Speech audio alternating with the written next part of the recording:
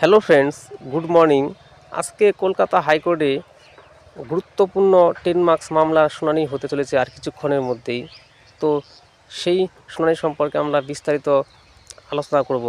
পাশাপাশি ফ্রেশারদের আরও একটি নতুন মামলা অ্যাড হলো, তো সেই মামলাটি কী, তো সে সম্পর্কে আমরা বিস্তারিত আলোচনা করব।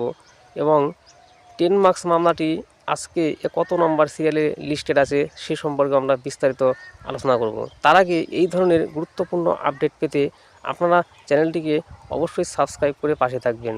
তো চলুন এবার মূল বিষয়ে যাওয়া যাক। তো আজকে বহু প্রতীক্ষিত 10 মার্কস মামলার রায়দান হতে চলেছে।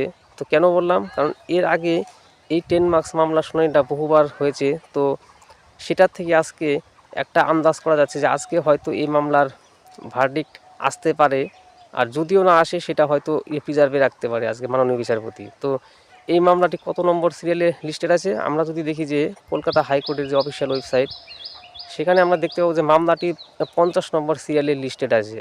তো এই মামলাটির শুনানি শুরু হয়ে যাবে এবং পাশাপাশি এই 10 মার্কস মামলার সাথে আরও একটি মামলা কিন্তু অ্যাড করে দেওয়া হলো, কারণ এই মামলাটা কিন্তু গুরুত্বপূর্ণ। কারণ কেননা অনেক ফ্রেশার ক্যান্ডিডেট তারা রিটেনের 60-এ 60 এবং একাডেমিকে 10-এ 10, টোটাল 70-এ 70 পেয়েও তারা কিন্তু ডাক পায়নি।